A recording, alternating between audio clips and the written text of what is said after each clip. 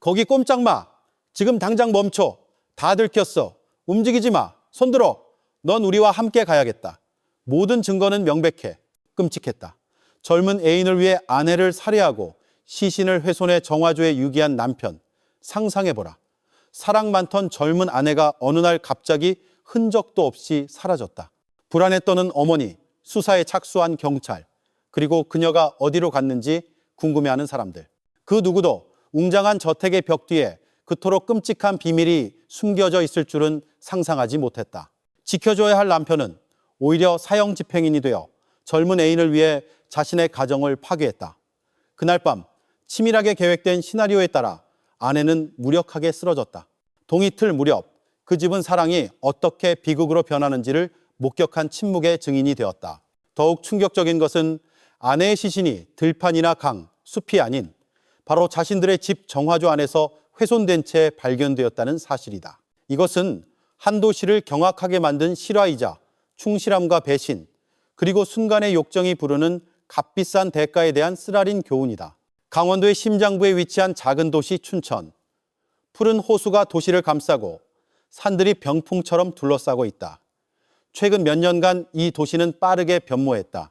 새로운 도로가 뚫리고 좁은 골목 사이로 고층 아파트들이 들어서며 멈출 수 없는 발전을 예고했다. 한때 서울이나 다른 대도시로 떠났던 많은 이들이 이제는 충분한 저축을 가지고 고향으로 돌아와 으리으리한 집을 지었다. 겉으로 보기에 춘천은 희망이 가득한 도시처럼 보였다. 매일 저녁이면 아이들은 여전히 공원에서 뛰놀고 아주머니들은 현관에 앉아 담소를 나누며 멀리서 들려오는 교회의 종소리는 모든 주민을 따스함 속에 하나로 묶어주는 듯했다. 하지만 높이 솟은 철제 대문과 굳게 닫힌 현관문 뒤에서 모든 삶이 보이는 것처럼 아름답게 흘러가지는 않았다. 금이 간 가족이 있었고 불륜에 잠식된 결혼 생활이 있었으며 폭로되기를 기다리는 어두운 비밀이 있었다.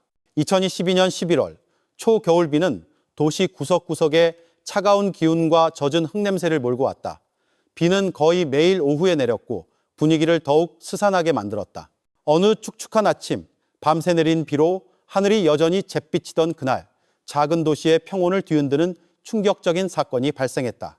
춘천경찰서의 평소 조용하던 분위기가 긴장감으로 바뀌었다. 아직 가랑비에 옷이 채 마르지 않은 수수한 차림의 한 중년 여성이 울음을 참으며 허둥지둥 들어섰다. 그녀는 춘천 외곽마을에 사는 55세의 이영희 여사였다. 잠긴 목소리와 흐느낌이 뒤섞인 채 그녀는 딸 김수연이 일주일 넘게 실종되었다고 신고했다. 몇 번이나 전화를 걸어봤어요, 형사님. 이영희 여사의 목소리가 떨렸다. 하지만 전화기는 계속 꺼져 있어요. 사위인 박민준에게도 물어봤지만 대답이 앞뒤가 맞지 않아요. 제 마음이, 이 어미의 마음이 뭔가 잘못되었다고 말하고 있어요. 수연이는 절대로 자기 아이를 그렇게 두고 떠날 애가 아니에요. 신고는 즉시 춘천경찰서 강력계 팀장인 최진혁 경감에게 배정되었다. 그는 단호하면서도 공감 능력이 뛰어나기로 알려져 있었다. 그는 쉼없이 흐느끼는 이영희 여사를 진정시키며 끈기 있게 이야기를 들었다. 수사관으로서의 오랜 경험은 그에게 어머니의 말이 때로는 논리보다 더 날카롭다는 것을 알게 했다. 어머니의 직감은 거의 틀리지 않는다. 이영희 여사의 이야기는 단순히 딸이 사라졌다는 것만이 아니었다. 이제 막 30세가 된 수연은 건축회사 대표인 박민준과 결혼한 지 거의 10년이 되었고 그 사이에서 태어난 5살배기 아들 박지우는 수연의 삶의 빛이었다. 하지만 최근 그들의 결혼 생활은 순탄치 않았다. 주로 서울에서 일하며 외근이 잦았던 민주는 집에 돌아오는 횟수가 줄었고 돌아올 때면 행복 대신 잦은 다툼이 일어났다. 이 영희 여사에게 이 신고는 단순한 연락두절이 아니었다. 그녀는 딸이, 특히 그녀가 그토록 사랑하는 외아들 지훈을 두고 집을 나갔을 리 없다고 확신했다. 세상이 무너져도 수연이는 자기 아이를 버릴 애가 아니에요. 그녀가 나지막이 읊조렸다. 그 말은 최경감의 마음에 비수처럼 꽂혔다. 경찰서 밖에서는 다시 비가 내리기 시작했다. 양철 지붕과 유리창을 때리는 빗소리는 그날 아침에 무거운 분위기를 더하는 듯했다. 최경감은 이 사건이 평범한 실종 사건이 아님을 직감했다. 그는 직접 나서기로 결심했다. 그의 내면에서 무언가가 속삭였다. 김수연의 실종 뒤에는 거대한 비밀이 숨어 있다고.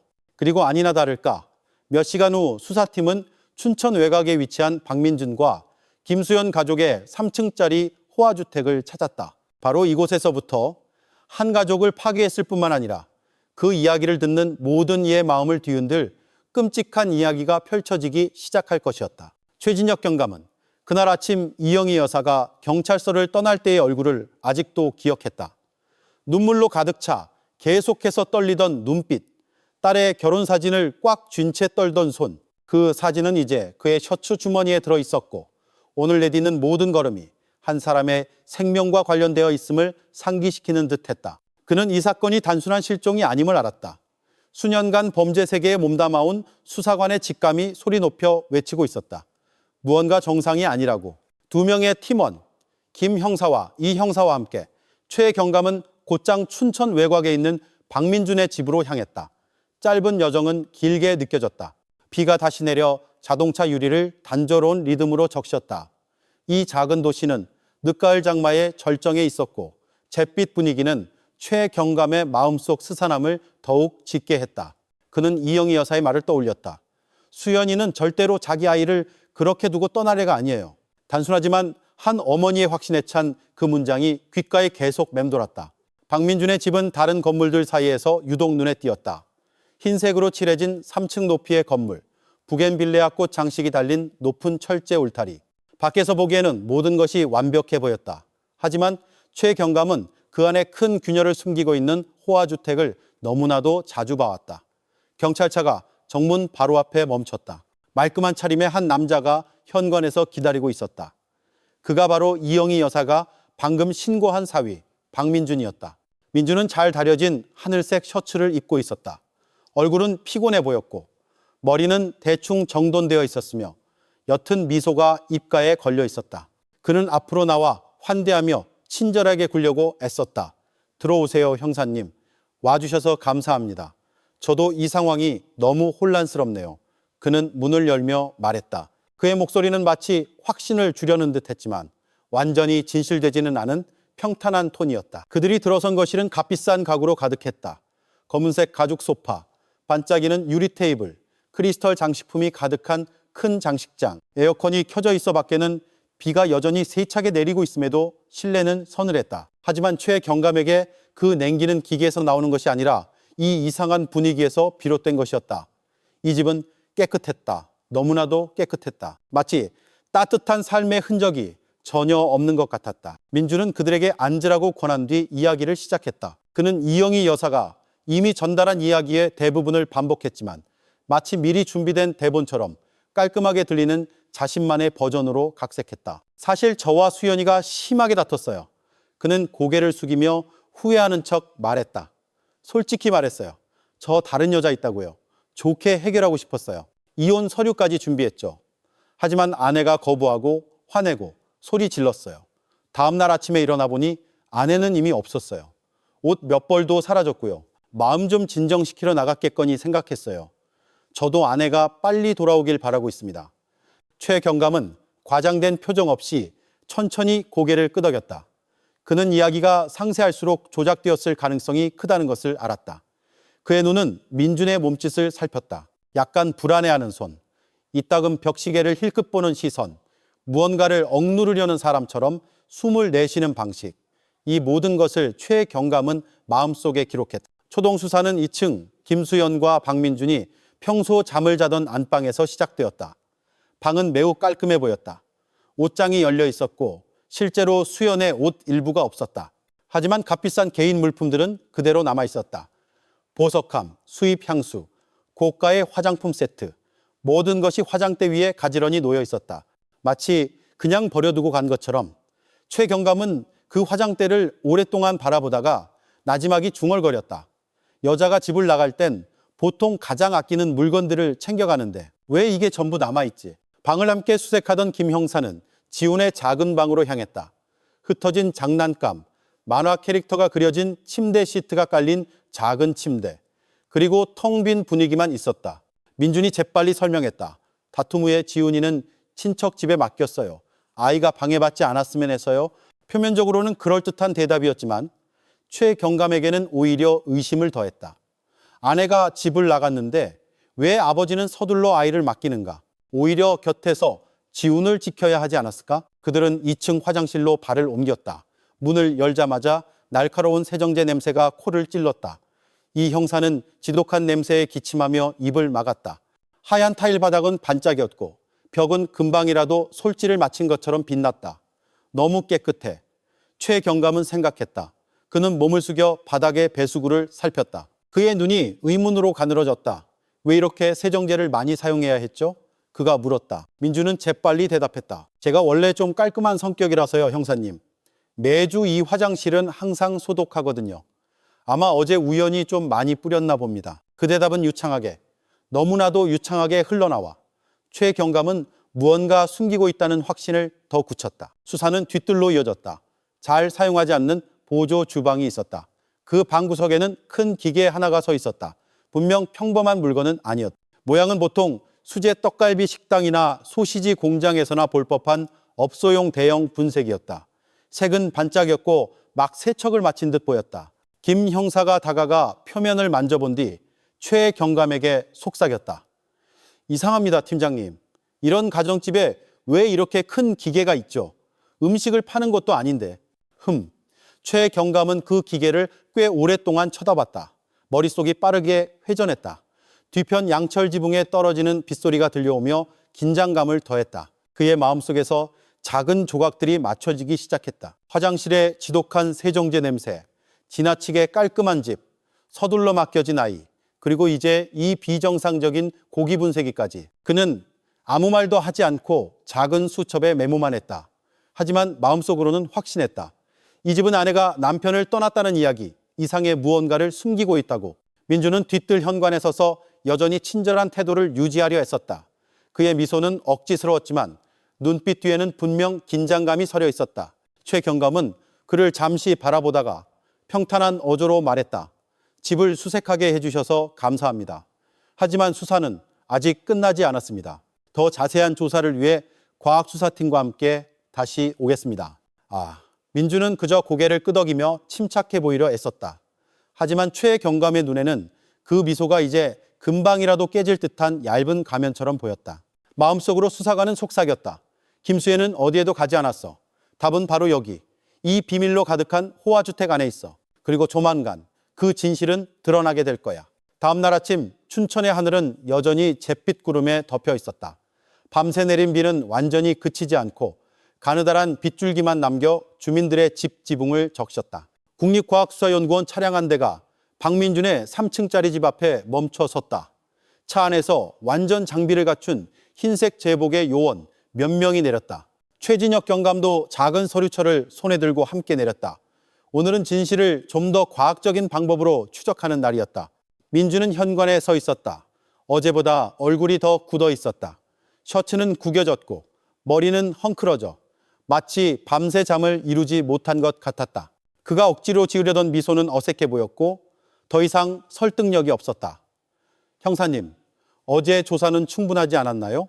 그가 어색한 어조로 물었다. 최 경감은 무표정하게 그를 쳐다봤다. 몇 가지 확인할 게 있습니다. 절차이니 협조해 주십시오. 민주는 천천히 고개를 끄덕였다. 그가 문을 열 때의 발걸음은 뻣뻣했다. 과학수사팀은 즉시 임무를 분담했다. 2명은 곧장 어제 의심을 샀던 2층 화장실로 향했다. 불을 끄고 커튼을 닫자 방은 칠흑같이 어두워졌다. 밖에서 들려오는 빗소리가 더욱 선명하게 들리며 섬뜩한 분위기를 더했다. 한 요원이 바닥과 벽 전체에 루미놀 용액을 분사했다. 몇 초간의 정적 후 방안이 변했다. 수천 마리의 작은 반딧불이가 타일에 붙어 있는 것처럼 희미하게 빛나는 청록색 빛이 나타났다. 이 형사는 숨을 참았다. 세상에. 그가 중얼거렸다. 얼룩은 너무나도 많았고 배수구 주변에 집중되어 있었다. 그 지점에서부터 빛은 화장실 문을 향해 길게 이어지는 패턴을 형성했다. 마치 무언가가 끌려나간 것처럼. 최 경감은 다가가 굳은 얼굴로 자외선 손전등으로 그 빛의 흔적을 따라갔다. 그 패턴은 안방 문턱에서 끝났다. 침대 옆에도 희미한 얼룩이 있었다. 이 모든 것이 명확한 그림을 제시했다. 피를 많이 흘린 무언가가 이 방에 있었고 그 후 화장실로 옮겨졌다는 것을 한 요원이 발견된 증거를 촬영했다. 이전에 깨끗해 보였던 공간은 이제 숨기려 했던 비밀을 소리쳐 외치는 듯했다. 최 경감은 소름이 돋는 것을 느꼈다. 두려움 때문이 아니라 그의 직감이 점점 더 확신에 차고 있었기 때문이었다. 김수현은 집을 나간 것이 아니었다. 그녀는 여기서 희생되었다. 한편 뒤뜰에서는 다른 팀이 보조 주방을 조사하고 있었다.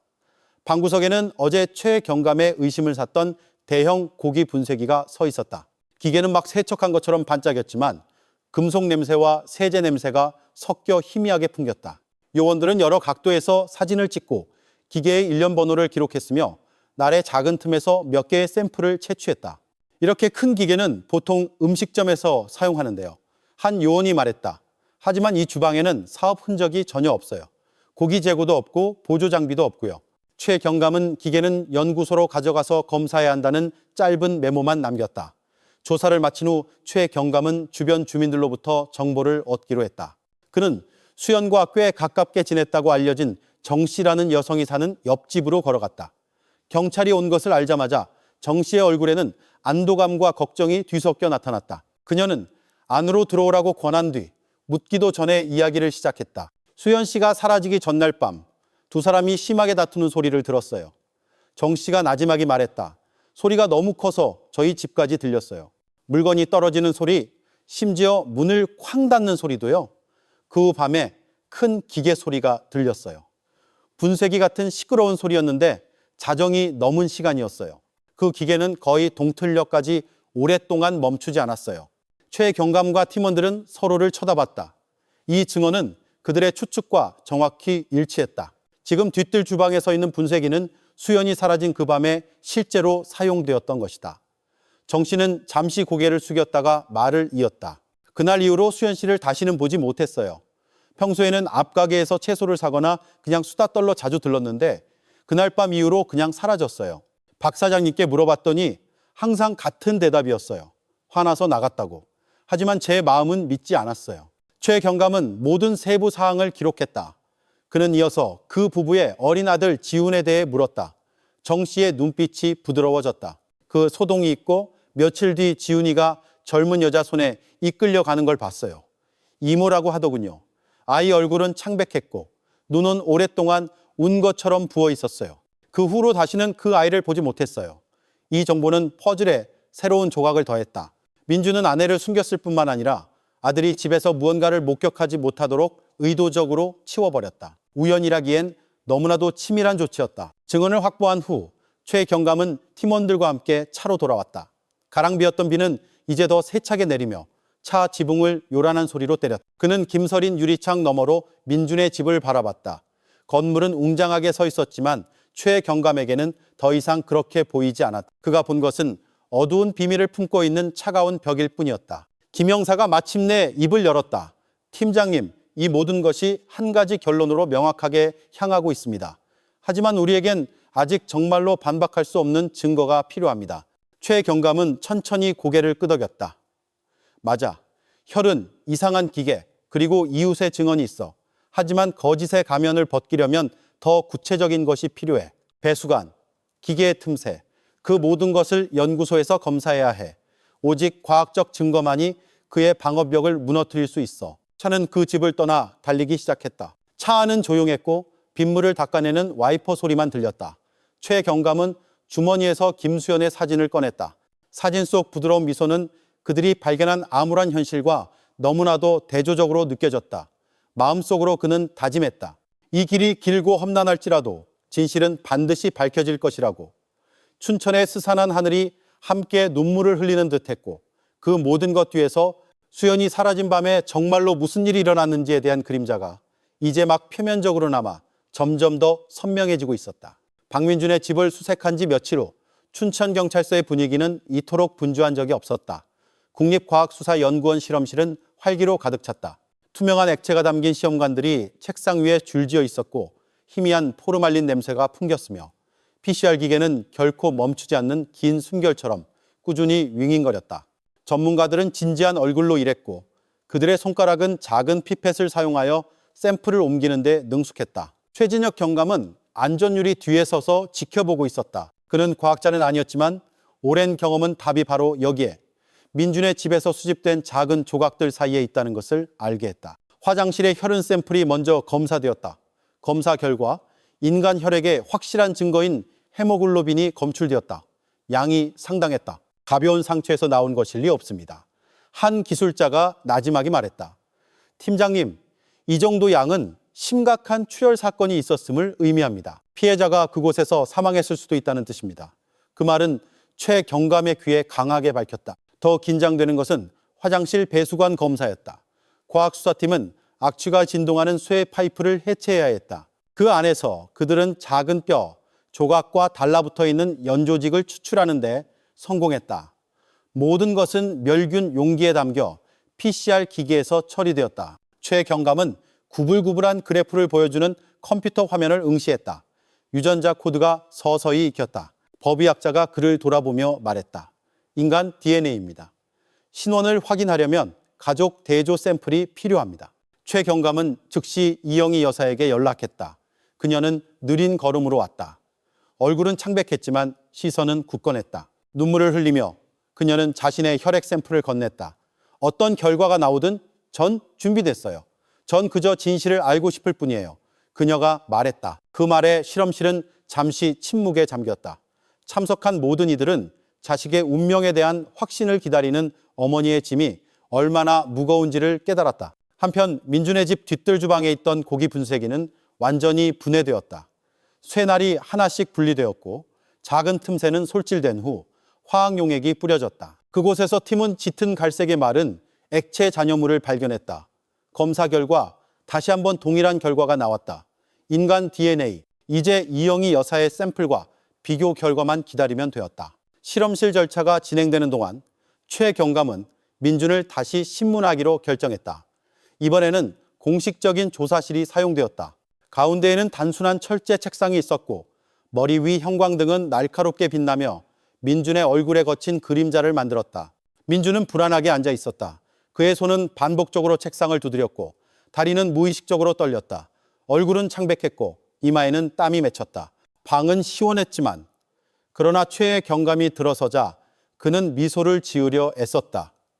형사님, 제 아내는 떠났다고 이미 설명했습니다. 집에 이상한 게 있었다면 그건 그냥 오해일 뿐입니다. 최의 경감은 큰 소리를 내며 책상 위에 서류철을 놓았다. 민준이 작게 움찔했다. 박민준 씨, 우리는 맞지 않는 것들을 많이 발견했습니다. 화장실의 피, 무언가가 끌려간 흔적, 그리고 비정상적인 고기 분쇄기. 설명해 보세요. 그 기계가 왜 당신 집에 있었죠? 민준은 어깨를 으쓱하며 어색하게 웃었다. 그건 부업용이었어요. 수제 떡갈비 식당을 열어볼까 생각했었거든요. 시험 삼아 그 기계를 산 겁니다. 옆에 있던 김영사가 끼어들었다. 당신 이웃인 정 씨는 그 기계가 한밤중에 몇 시간 동안이나 켜져 있었다고 들었습니다. 새벽 2시에 떡갈비 만드는 연습이라도 했습니까? 민준은 잠시 침묵했다. 그는 침을 삼킨 뒤 재빨리 대답했다. 제가 불면증이 있어서요. 가끔 시험 삼아 기계를 켜볼 때가 있습니다. 문제될 건 없잖아요. 최 경감은 몸을 앞으로 기울여 민준의 눈을 똑바로 쳐다봤다. 불면증 때문에 사람이 몇 시간 동안 분쇄기를 켜지는 않습니다. 당신은 무언가를 숨기고 있어요, 민준 씨. 하지만 기억하세요. 거짓말은 영원히 지속될 수 없습니다. 과학은 속일 수 없어요. 민준은 고개를 숙였다. 그의 손가락은 책상을 두드리는 것을 멈췄다. 잠시 동안 방은 조용했고 형광등 윙윙거리는 소리만 들렸다. 그는 평정을 되찾으려 애쓰며 말했다. 확신하신다면 증명해 보이세요. 하지만 저는 여전히 맹세합니다. 제 아내는 떠났어요. 최 경감은 한숨을 쉬고는 단호하게 서류철을 닫았다. 좋습니다. 실험실 결과를 기다립시다. 그 후에 누가 여전히 부인할 수 있는지 봅시다. 그날 밤 춘천에는 폭우가 쏟아졌다. 최 경감은 사무실에 홀로 앉아 책상 위에 쌓인 사건 서류철을 바라봤다. 그 옆에는 이영희 여사로부터 받은 김수연의 사진이 플라스틱 액자에 담겨 있었다. 젊은 여성의 미소는 이제 조금씩 드러나는 암울한 현실과 대조적으로 느껴졌다. 그 사진은 마치 그에게 말을 거는 듯 진실이 완전히 밝혀지기 전까지 포기하지 말라고 요청하는 듯 했다. 이틀 후 공식적인 실험실 결과가 도착했다.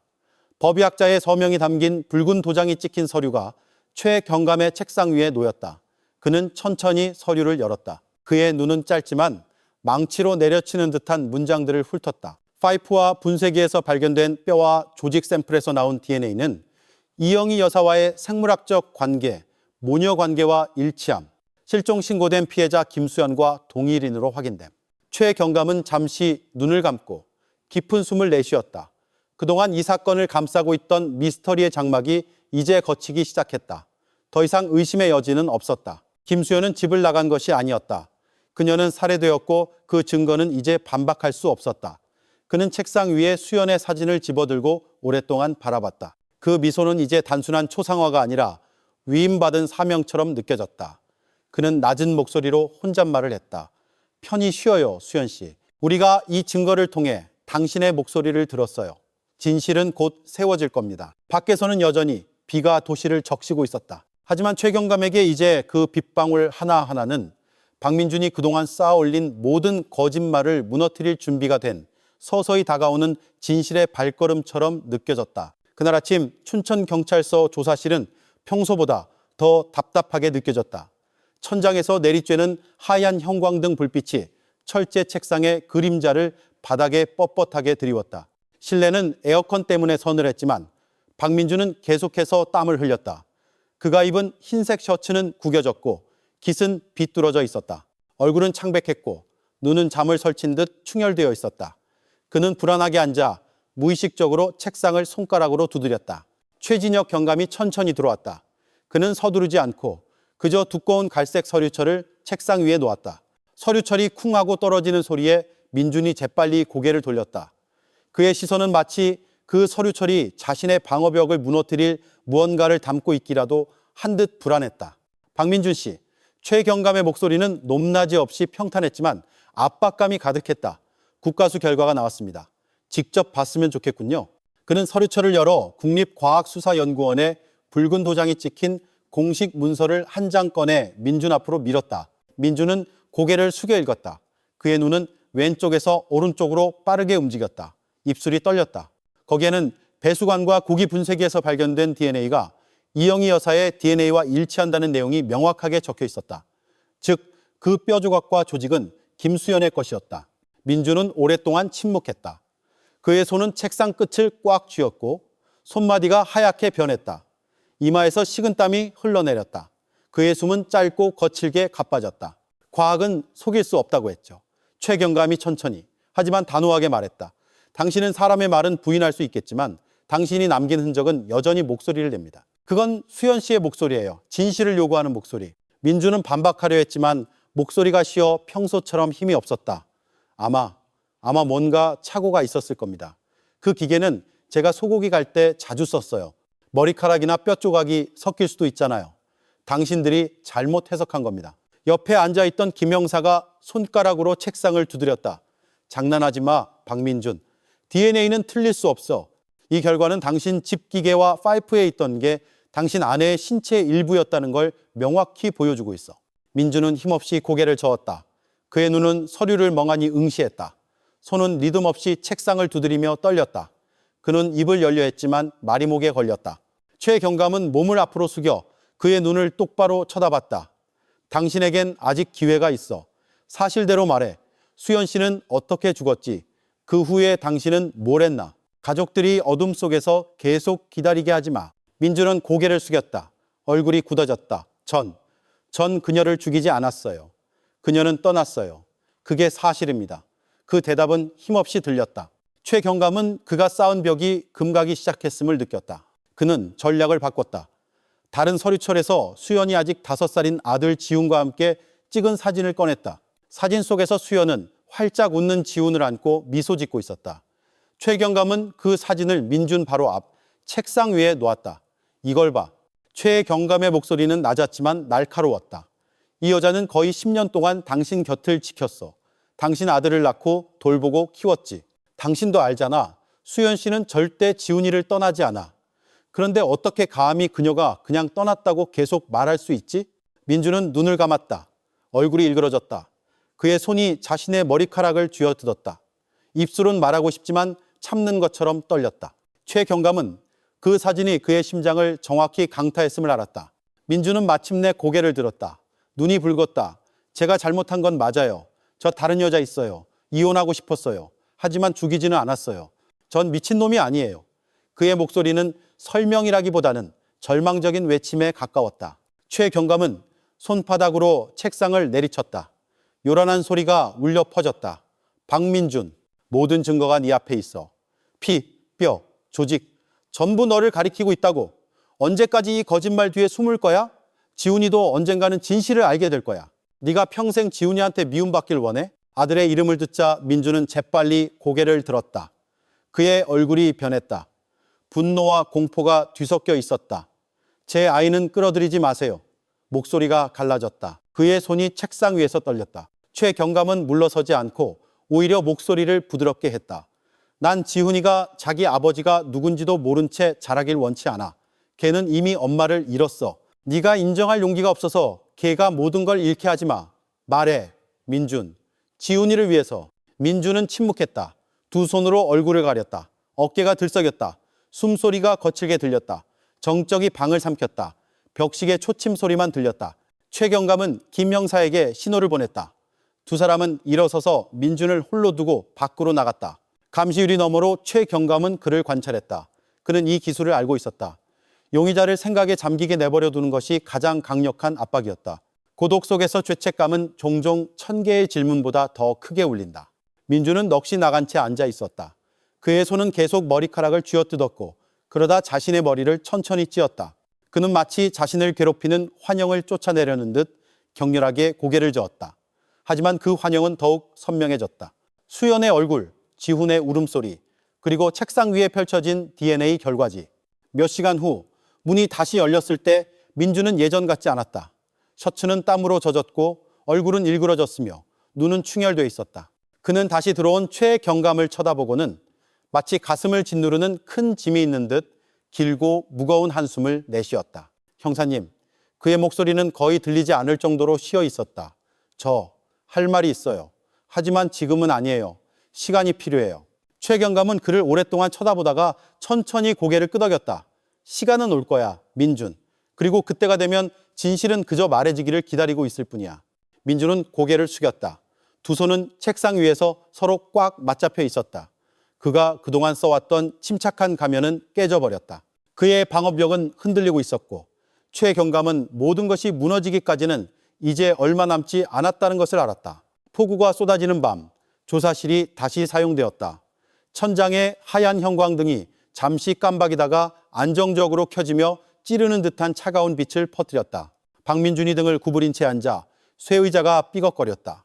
그의 어깨는 무거운 짐을 짊어진 듯 축 처져 있었다. 책상 위에는 이전 신문에서 남겨진 식은 커피잔이 있었고 그 희미한 향이 책상의 금속 냄새와 섞였다. 벽시계는 천천히 똑딱거렸고 매초가 긴장감을 더했다. 최진혁 경감은 차분한 걸음으로 들어왔다. 이번에는 증거로 가득 찬 서류철을 들고 오지 않았다. 그는 단지 뜨거운 커피 한 잔을 가져와 민준 앞에 별말 없이 놓았다. 맞은편에 앉아 등을 기댄 그의 시선은 똑바로 향해 있었다. 박민준 씨, 그가 부드럽게 말했다. 시간이 필요하다고 했지. 난 당신에게 시간을 줬어. 이제 말해봐. 그 집에서 정말 무슨 일이 있었던 거지? 민준은 고개를 숙였다.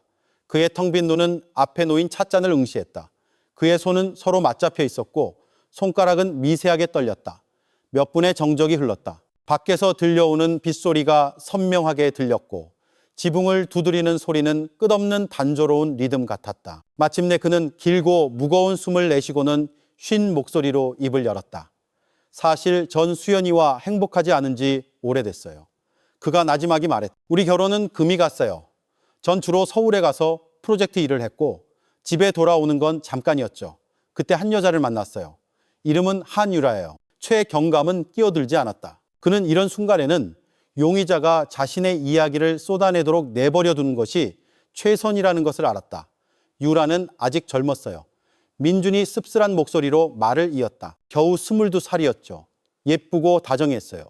그녀와 함께 있으면 제가 다시 젊어지는 것 같았어요. 그녀는 제가 아직 가치 있는 사람이라고 믿게 해줬죠. 우리는 프로젝트 현장에서 자주 만났어요. 짧은 만남이 점심 식사가 되고 그러다 더 깊어졌죠. 전 그녀에게 반했어요. 민주는 말을 멈추고 손으로 얼굴을 가렸다. 목소리가 갈라졌다. 잘못된 거 알아요. 저에겐 아내가 있고 아이도 있어요. 하지만 유라와 함께 있을 때마다 살아있는 기분이 들었어요. 반면 수연이와 집에 있을 땐 공허했어요. 그녀는 집안일과 지훈이에게만 바빴고 전 무시당하는 기분이었죠. 최 경감은 그의 모든 말을 주의 깊게 들었다. 표정은 여전히 침착했다. 전 유라에게 결혼하겠다고 약속했어요. 민준이 다시 말했다. 하지만 그러려면 수연이와 이혼해야 했죠. 지난달에 이혼을 요구할 명확한 의도를 가지고 집에 돌아왔어요. 서류까지 준비했죠. 재산의 일부를 주겠다고 제안했어요. 저를 놔주기만 한다면. 하지만 수연이는, 그녀는 거부했어요. 엄청나게 화를 냈죠. 소리 지르고 울고 사람들 앞에서 저를 망신 주겠다고 협박했어요. 유라를 찾아가서 우리 관계를 망쳐놓겠다고 했어요. 저는 제가 쌓아올린 모든 것, 제 평판, 사업, 그리고 유라가 무너질까 봐 두려웠어요. 그의 손이 책상 위에서 주먹을 쥐었다. 눈에는 눈물이 고였다. 저는 궁지에 몰린 기분이었어요. 수연이와 계속 함께 있으면 서서히 죽어갈 것 같았고, 시끄럽게 이혼하면 모든 걸 잃을 것 같았어요. 어떻게 해야 할지 몰랐어요.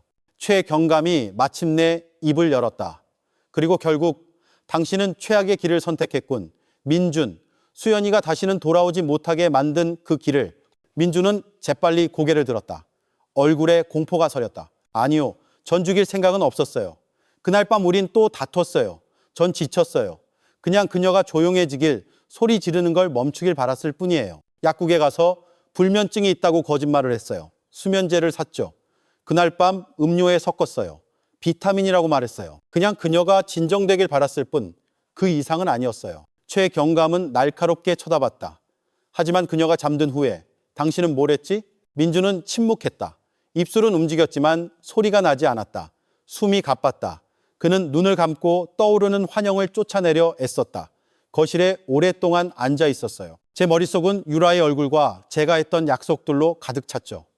다른 길이 없다고 느꼈어요. 제 손이. 너무 세게 누르고 있었다는 것만 기억나요. 그리고 그 후엔 정적, 무서운 정적이었어요. 그 마지막 말들은 마치 민준 자신이 듣기 두려워하는 듯 끊어졌다. 방은 다시 조용해졌고 시계 똑딱거리는 소리만 들렸다. 최 경감은 몸을 약간 앞으로 숙였다. 민준, 그날이 수연 씨가 살아있던 마지막 밤이었어. 당신도 알잖아. 그리고 이제 무슨 일이 있었는지 설명할 수 있는 사람은 당신뿐이야. 지훈이가 진실도 모른 채 잘하게 하지 마. 네 아들은 알 권리가 있어. 아들의 이름을 듣자 민준은 몸서리쳤다. 눈물이 떨어졌다. 그는 두 손으로 얼굴을 가렸다. 어깨가 떨렸다. 흐느끼는 소리가 억눌려 있었다. 전 그저 제 삶의 낡은 장을 닫고 싶었어요. 유라와 새로운 삶을 살고 싶었어요. 하지만 수연이는 떠나려 하지 않았어요. 너무 강경했죠. 전 이성을 잃었어요. 그는 말을 잇지 못했다.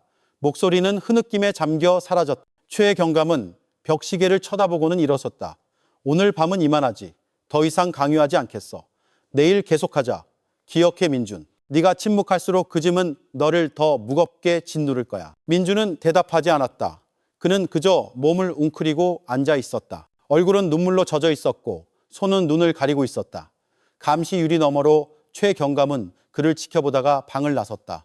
그는 오늘 밤 민준이 가면의 절반을 벗어 던졌다는 것을 알았다. 남은 것은 시간 문제일 뿐이었다. 완전히 무너지기까지. 춘천의 아침은 여전히 흐렸다. 밤새 내린 비는 축축한 공기를 남겼고 길은 젖어 있었으며 나무들은 잎사귀에서 물방울을 떨어뜨렸다. 경찰서 조사실은 더욱 조용하게 느껴졌다. 박민주는 축 처진 몸으로 앉아 있었다. 얼굴은 일그러졌고 눈은 부어 있었다. 더 이상 오만함의 흔적은 없었다. 기력이 다한 한 남자의 모습만 있었다. 최진혁 경감이 김영사와 함께 들어왔다. 이번에는 서류로 가득 찬 서류철을 들고 오지 않았다. 그는 그저 앉아서 아무 말 없이 민준을 쳐다봤다. 그 침묵은 민준의 숨을 더욱 거칠게 만들었다. 마침내 그가 입을 열었다. 형사님, 더는 못 버티겠어요. 목소리가 갈라졌다. 전부 다 말씀드릴게요. 최 경감은 고개를 끄덕이며 계속하라는 신호를 보냈다. 그날 밤 다툼 후에 전 정말 궁지에 몰렸어요. 유라는 저를 기다리고 있었고 전 그녀와 결혼하겠다고 약속했어요. 하지만 수연이는 이혼을 거부하고 저를 망신 주겠다고 협박했죠. 머릿속이 복잡했어요. 약국에 가서 불면증이 있다고 거짓말을 하고 수면제를 구했어요. 오렌지 주스에 섞어서 비타민이라고 말했죠. 수연이는 믿고 마셨어요. 얼마 지나지 않아 눈이 흐려지고 몸에 힘이 빠지더니 침대에 쓰러졌어요. 민주는 말을 멈추고 두 손으로 얼굴을 가렸다. 목소리가 떨렸다. 거실에 오랫동안 앉아 있었어요. 시계의 똑딱거리는 소리가 지붕의 빗소리와 섞여 들렸죠. 머릿속에는 단 한 가지 생각뿐이었어요. 수연이가 계속 살아있으면 유라에게 한 모든 약속이 무너진다고, 선택의 여지가 없다고 느꼈어요. 제가 다가가서 그녀가 완전히 조용해질 때까지 제압했어요. 그때는 너무나도 조용했어요. 무서운 정적이었죠. 김 형사는 침을 삼켰다. 얼굴이 굳어졌다. 하지만 최경감은 침착함을 유지하며 민준이 계속 이야기하도록 내버려뒀다. 패닉에 빠졌지만 이상한 안도감도 들었어요. 마치 짐을 벗은 것 같았죠. 잠시 후 공포가 밀려왔어요. 시신을 어떻게 처리할지 고민했죠. 묻는 건 너무 위험했어요. 이웃들이 볼 수도 있으니까요. 강해버리면 쉽게 발견될 거고요. 서성이며 서성이다가 뒤뜰 주방에 있는 고기 분쇄기가 눈에 들어왔어요. 그 기계는 이전에 부업을 핑계로 사둔 거였죠. 그날 밤 그 기계는 정답처럼 보였어요. 민주는 깊이 고개를 숙였다. 손으로 머리카락을 쥐었다. 수연이의 몸을 화장실로 끌고 갔어요. 바닥이 미끄러웠죠. 세정제로 몇 번이고 씻어냈어요. 톡 쏘는 화학약품 냄새가 코를 찔렀죠. 저조차도 상상할 수 없는 짓을 저질렀어요. 아무것도 남지 않게 하려고 그 후에 기계로 가져갔어요. 그날 밤 기계는 빗소리와 섞여 길게 울부짖었죠. 이웃들이 듣지 못할 거라고 확신했어요. 그는 말을 멈추고 눈을 감았다. 눈물이 흘렀다. 그 기계 소리가 아직도 귓가에 맴돌아요. 끝나지 않는 악몽처럼 울부짖죠. 그때는 폭우 소리 때문에 모든 게 안전할 거라고 생각했어요. 제가 틀렸어요. 숨이 가빠졌다. 끝난 후에 액체를 양동이에 담아 물과 섞어서 조금씩 변기해 버렸어요. 모든 게 흘러가길 바라며 몇 번이고 물을 내렸죠. 그 일에 하루 종일 매달렸어요. 그 후에는 강력 세정제로 화장실을 닦고 기계를 몇 번이고 씻었어요. 코가 따갑고 눈이 아팠지만 계속했어요.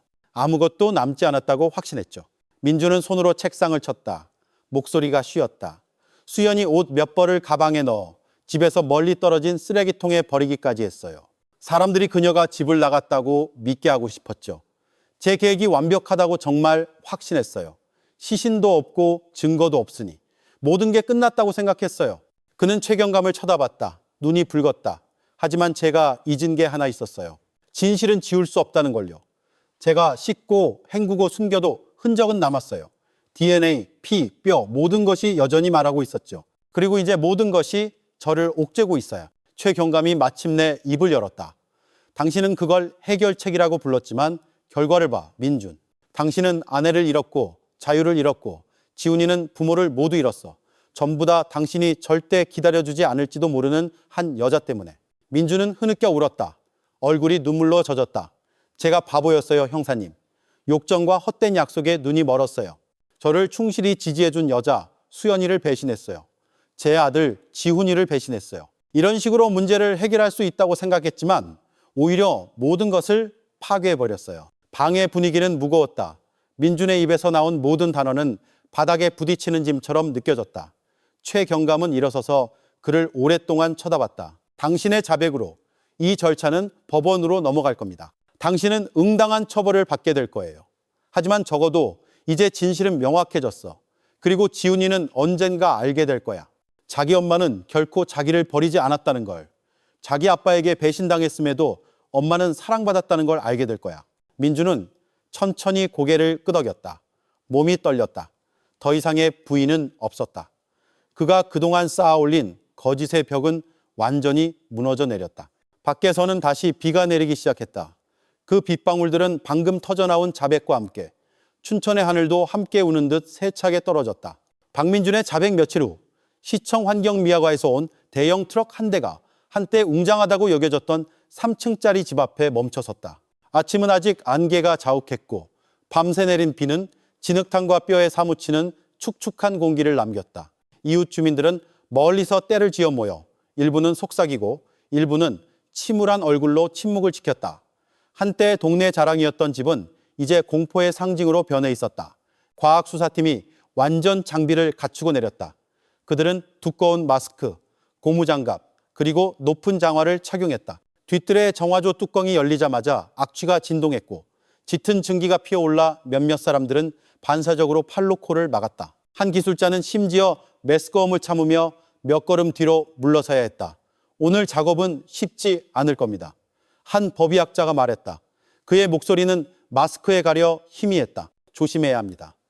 아무리 작은 조각이라도 증거가 될 수 있어요. 큰 호스가 정화조 안으로 삽입되었고 흡입 기계가 굉음을 내며 땅속에 짙은 액체를 빨아올리기 시작했다. 굉음과 너무나도 날카로운 부패한 냄새가 섞여 마당 주변의 공기는 거의 견딜 수 없을 정도였다. 빨려 나온 액체는 큰 금속 거름망을 통해 흘려 보내졌고 그곳에서 요원들이 꼼꼼하게 검사했다.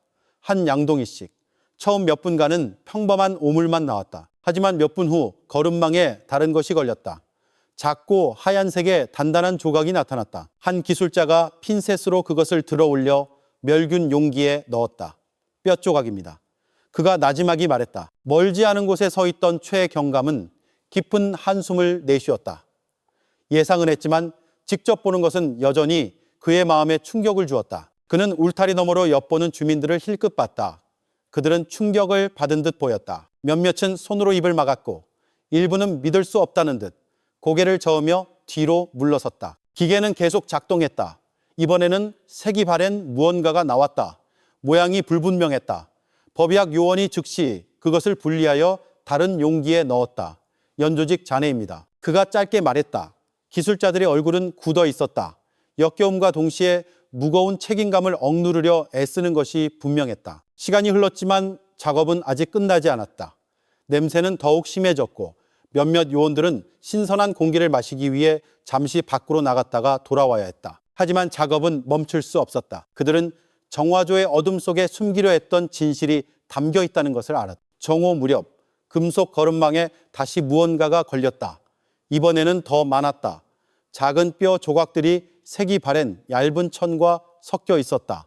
법의학자가 그것을 조심스럽게 들어올려 빛 아래에서 살펴보았다. 이건 옷 조각 같습니다. 그가 말했다. 색이 바랜 걸 보니 실내복일 수 있겠네요. 최경감은 멀리서 친척들의 부축을 받으며 서 있는 이영희 여사 쪽으로 고개를 돌렸다. 집에서 기다리라고 요청했지만 그녀는 오겠다고 고집했다. 실내복이라는 말을 듣자마자 그녀의 눈에 눈물이 고였다. 그녀는 작은 목소리로 말했다. 수연이가 집에서 자주 입던 옷이에요. 연한 파란색, 수수한 옷이었죠. 그녀의 몸이 떨렸고 옆에 있던 친척이 쓰러지지 않도록 급히 그녀를 껴안았다. 최경감은 잠시 다가가 정중하게 고개를 숙였다. 어머님, 이 모든 것을 기록하겠습니다. 진실은 더 이상 덮이지 않을 겁니다. 저희가 이 일을 끝까지 마칠 수 있도록 기도해 주세요.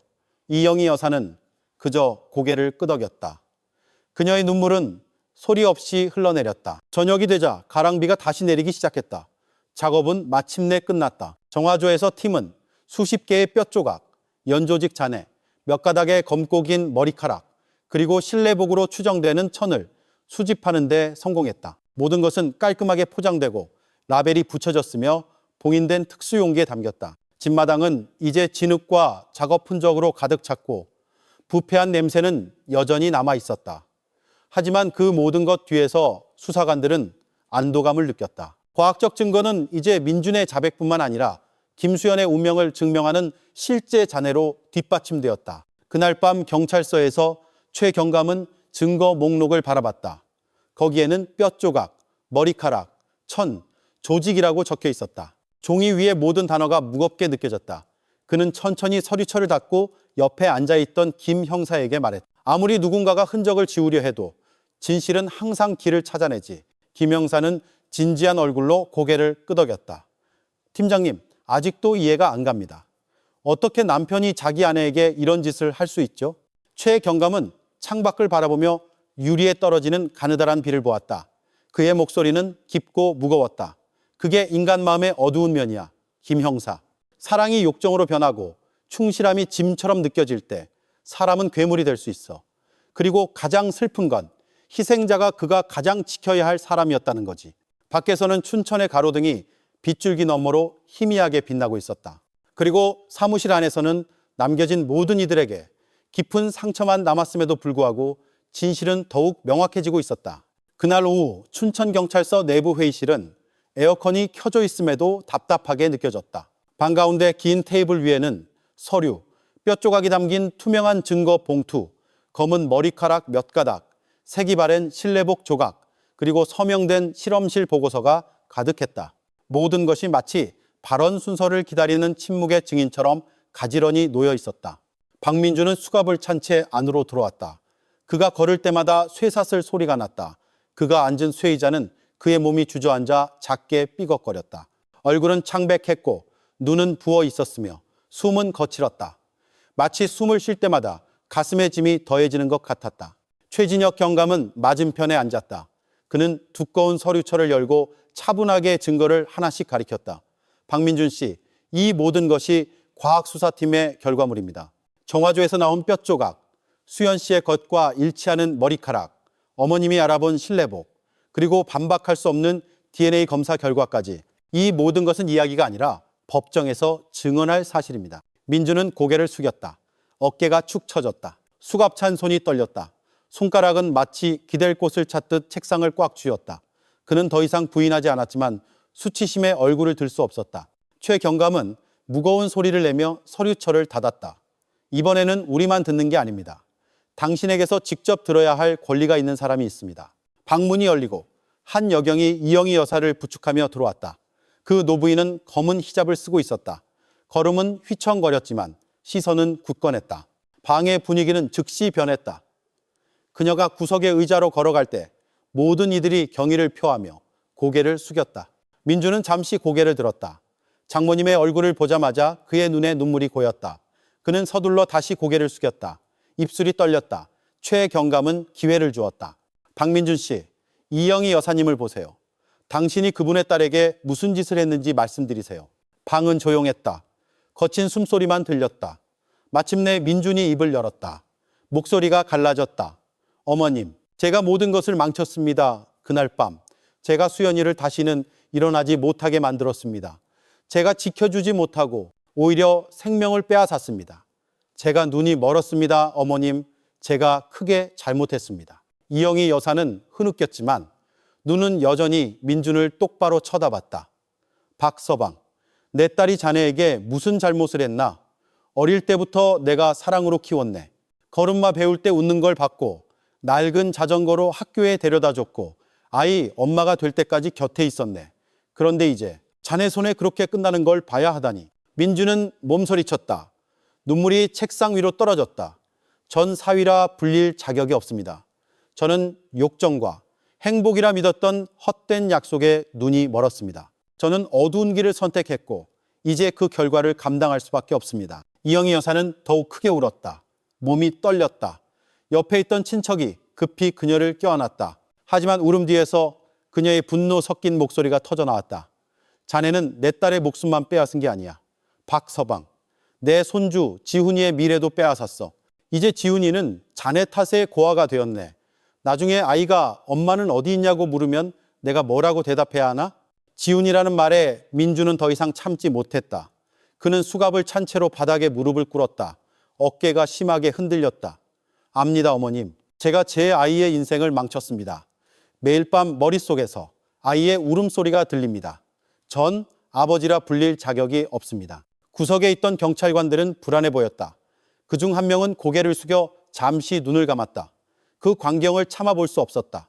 분위기는 조용했고 흐느끼는 소리만 가득했다. 최 경감이 마침내 입을 열었다. 박민준, 법원의 심판이 당신을 기다릴 거야. 하지만 그 전에 당신이 항상 짊어져야 할 짐이 있어. 딸을 잃은 어머니의 얼굴, 그리고 언젠가 답을 요구할 손주의 시선. 그 짐은 당신의 형벌이 끝난 후에도 절대 벗어날 수 없을 거야. 민주는 깊이 고개를 숙였다. 눈물이 바닥을 적셨다. 받아들이겠습니다, 형사님. 어떤 처벌이든 저항하지 않겠습니다. 다만 부탁이 있습니다. 지훈이를 잘 돌봐주세요. 사랑 없이 자라게 하지 말아주세요. 이영희 여사는 눈물 가득한 눈으로 사위를 쳐다봤다. 내 손주는 내가 온 힘을 다해 키울 걸세. 하지만 기억하게, 박서방. 내가 그 아이 얼굴을 볼 때마다 그 아이 엄마가 자네 손에 어떻게 끝났는지를 항상 떠올릴 걸세. 그게 법원이 내리는 어떤 형벌보다 더 무거운 벌일 거야. 민주는 크게 울었다. 그의 몸은 바닥에 축 늘어졌다. 더 이상의 방어도 가면도 없었다. 오직 자신의 잘못으로 무너진 한 남자만 있었다. 최 경감은 천천히 증거 서류철을 닫았다. 됐다. 모든 게 명확해졌다. 이제 법이 말하게 하자. 방은 다시 침묵에 잠겼다. 이영희 여사의 울음소리가 민준의 억눌린 흐느낌과 섞여 희미하게 들렸다. 창밖에서는 다시 가느다란 비가 내렸다. 마치 춘천의 하늘도 이 가장 고통스러운 대면의 침묵의 증인이 된 듯했다. 마지막 대질신문 후 몇 주가 지났지만 춘천은 여전히 불안감에 휩싸여 있었다. 박민준이라는 이름은 이제 성공한 건축회사 대표가 아니라 아내를 잔인하게 살해한 혐의를 받는 용의자로 알려졌다. 이 사건 소식은 빠르게 퍼져나가 지역 신문 지면부터 전국 방송 뉴스까지 장식했다. 커피숍에서부터 거실에 이르기까지 민준에 대한 이야기는 끊이지 않았다. 경찰서에서는 수백 페이지에 달하는 사건 파일이 마침내 완성되었다. 모든 과학수사 증거, 실험실 보고서, 민준의 완전한 자백, 그리고 증인들의 진술까지 가지런히 정리되었다. 최진혁 경감은 검찰에 넘기기 전 서류를 다시 한번 검토했다. 그의 손은 한 장 한 장 넘기며 반박의 여지가 없는지 확인했다. 모든 세부 사항이 견고해야 했다. 이 사건은 단순한 법의 문제가 아니야. 수연 씨를 위한 정의의 문제지. 그가 나지막이 말했다. 옆에 있던 김영사가 진지하게 고개를 끄덕였다. 걱정 마십시오. 팀장님, 모든 것이 완벽합니다. 국과수팀에서도 자신들이 다룬 사건 중 가장 상세한 파일 중 하나라고 하더군요. 마침내 공식 파일이 검찰로 송치되었을 때 사무실은 조용했다. 경찰관들은 방금 큰 장을 마쳤다는 것을 알았다. 비록 다음 장인 재판이 더 무겁고 주목받을 것이지만 한편 외곽에 있는 수연의 친정집은 여전히 슬픔에 잠겨 있었다. 이영희 여사는 매일 오후 현관에 앉아 텅 빈 거리를 지친 눈으로 바라보곤 했다. 때때로 그녀는 순진한 작은 지훈이를 안고 있었다. 아이는 종종 할머니, 엄마는 언제 와요? 라고 물었다. 그 질문은 어떤 칼보다도 더 깊이 그녀의 마음을 찔렀다. 그녀는 그저 손주를 꽉 껴안고 자신의 마음은 찢어졌음에도 불구하고 두 배의 사랑을 주려 애쓸 뿐이었다. 친척과 이웃들이 번갈아 찾아와 음식을 가져오고 기도를 올리며 위로하려 했다. 하지만 민준의 이름이 언급될 때마다 그들의 얼굴은 어두워졌다. 설마 저런 사람이 그렇게까지 할 줄이야. 한 이웃이 속삭였다. 큰 집, 많은 재산. 하지만 마음은 검었어. 민준의 평판은 완전히 무너졌다. 한때 그가 자랑스러워했던 프로젝트는 중단되었고 사업 파트너들은 멀어졌다. 심지어 전 직원들조차 자신들의 사장이 그토록 잔인한 범죄를 저지를 수 있었다는 것을 믿기 어려워했다. 구치소에서 민준은 텅 빈 시선으로 하루하루를 보냈다. 축축한 벽이 있는 좁은 방이 이제 그의 세상이 되었다. 머리 위에는 희미한 형광등이 매달려 있었고 때때로 꺼질 듯 깜박였다.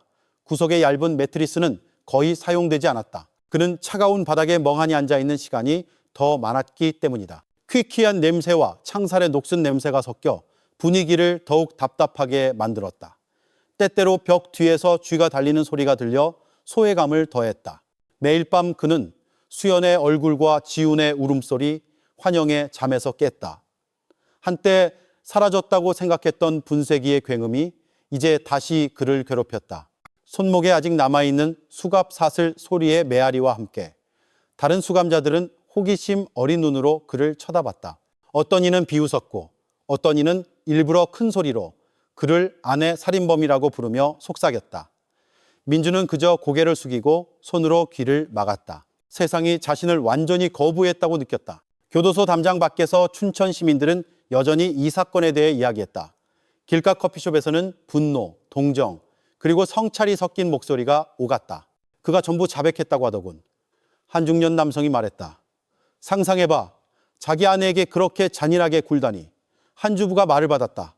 아이가 불쌍해 겨우 5살인데 고아가 되다니. 하지만 더 깊이 이야기하는 사람들도 있었다. 이게 바로 교훈이야. 욕정과 재산이 양심을 가릴 수 있어. 통제하지 않으면 진실한 가족도 희생양이 될 수 있지. 이 사건은 서서히 집단적 성찰의 소재가 되었다. 단순한 가십이 아니라 가족의 파괴가 종종 사소하게 여겨지는 탐욕에서 시작된다는 강력한 경고였다. 많은 이들이 조용히 자신의 가정을 다시 돌아보기 시작했다. 같은 길로 미끄러질까 두려워서. 최경감 자신도 임무는 끝났지만 여전히 마음이 무거웠다. 밤이면 그는 어두컴컴한 사무실에 앉아 사건 보도에 아직 붙어있는 수연의 사진을 쳐다봤다. 젊은 여성의 얼굴은 마치 자신의 삶이 비극적으로 끝날 줄 몰랐던 것처럼 소박하게 미소 짓고 있었다. 이제 편히 쉬어요, 수연 씨. 그가 나지막이 중얼거렸다. 우리 임무는 아직 끝나지 않았어요. 정의가 정말로 세워지도록 할 겁니다. 김 형사가 따뜻한 커피 한 잔을 들고 들어와 말했다. 팀장님, 검찰에서 재판 일정을 잡았습니다. 우리가 주요 증인으로 소환될 겁니다. 최 경감은 잠시 커피를 쳐다보다가 다시 수연의 사진으로 고개를 돌렸다. 그의 눈은 굳어 있었지만 목소리는 미세하게 떨렸다. 준비됐어. 우린 서류만 가져가는 게 아니야. 침묵당한 목소리를 가져가는 거야. 판사가 반드시 들어야 해. 소박한 집에서 이영희 여사는 지훈이를 재웠다. 아이는 엄마가 남긴 작은 인형을 껴안고 깊이 잠들었다. 할머니는 오랫동안 손주를 바라봤다. 소리 없이 눈물이 흘렀다. 내 인생은 아직 길단다, 아가. 그녀가 속삭였다. 아빠 엄마 없이도 할미가 널 지켜줄게. 상처 때문이 아니라 아직 남은 사랑 때문에 네가 강하게 자라길 바란다. 그날 밤 다시 비가 내려 춘천의 거리를 적셨다. 빗방울은 지붕 위에 천천히 떨어졌다. 마치 하늘 스스로도 남겨진 상처가 결코 완전히 아물지 않을지라도 진실이 마침내 세워지기를 함께 기도하는 듯했다. 기다리던 재판날이 마침내 다가왔다. 아침부터 춘천지방법원 앞은 인산인해를 이뤘다. 경찰이 정문에서 경비를 섰고 기자들은 카메라, 마이크, 삼각대를 준비했다. 시민들은 울타리 밖에서 붐볐다. 일부는 직접 보기를 원했고 일부는 그저 박민준 사건의 최신 소식을 알고 싶어 했다. 이 사건은 전국적인 관심을 끌었고 모든 시선은 이제 하얀색 건물에 쏠려 있었다. 주 법정 안에서는 처음부터 긴장감이 느껴졌다. 사람들이 앉을 때마다 나무 의자가 삐걱거렸다. 천장에 선풍기가 돌고 있었음에도 공기는 덥고 축축한 냄새가 섞여 있었다. 앞쪽에는 재판장이 높은 의자에 앉아 나무 망치를 손에 들고 있었고 양옆에는 2명의 배석 판사가 있었다. 검사는 두꺼운 서류 뭉치를 들고 준비했고 반대편에는 변호인단이 민준과 함께 앉아 있었다. 민준은 주황색 수의를 입고 있었다. 머리는 헝클어졌고 얼굴은 핏기 없이 창백했으며 눈은 퀭했다. 그는 뻣뻣하게 앉아 있었고 잠시 수갑이 풀린 손은 책상을 꽉 쥐고 있었다. 손가락은 미세하게 떨렸다. 때때로 그는 마치 주변에서 무너져 내리는 세상을 견디려는 듯 긴 한숨을 내쉬었다. 망치가 3번 두드려졌다. 피고인 박민준에 대한 형사재판을 지금부터 개정합니다. 판사의 목소리가 울려 퍼지자 법정은 즉시 조용해졌다. 검사가 일어나 서류철을 열고 우렁찬 목소리로 공소사실을 낭독하기 시작했다. 그는 수면제 구입, 부부 싸움, 그리고 피고인이 범행 흔적을 없앤 방법까지의 연대기를 설명했다. 피고인의 행위는 형법 제150조 제2항 살인죄의 구성 요건을 충족합니다. 피고인은 아내 김수연의 생명을 앗아갔을 뿐만 아니라 잔인하고 반인륜적인 방법으로 자신의 범죄를 은폐하려는 계획적인 시도를 했습니다. 검사의 입에서 나온 모든 단어는 마치 망치가 책상을 여러 번 내리치는 것처럼 무겁게 느껴졌다. 민주는 더욱 깊이 고개를 숙였다. 그의 얼굴은 누구도 쳐다볼 수 없었다. 참석한 방청객들은 숨을 죽였다. 몇몇 여성은 입을 막았고 일부 남성은 무릎 위에서 손을 꽉 쥐었다. 다음으로 법의학자가 증인석에 불려 나왔다. 그는 차분하게 팀의 발견 사항을 설명했다. DNA와 일치하는 뼈 조각, 수연의 것과 동일한 머리카락, 그리고 유족이 알아본 실내복 조각. 실험실 결과 사진이 프로젝터 화면에 표시되자 법정은 갑자기 조용해졌고 벽식의 초침 소리만 선명하게 들렸다. 그 후 최진혁 경감이 증인으로 소환되었다. 그는 꼿꼿이 서 있었다. 제복은 단정했고 목소리는 단호했다. 그는 수사가 실종 신고에서 시작되어 집 수색으로 이어졌고 마침내 민준을 직접적으로 가리키는 증거들을 발견하게 된 경위를 설명했다. 재판장님, 저희는 의심의 여지가 없습니다. 모든 증거는 일관되며 피고인이 의도적으로 아내의 생명을 앗아갔다는 시나리오 외에는 다른 가능성이 없습니다. 그가 단호하게 말했다.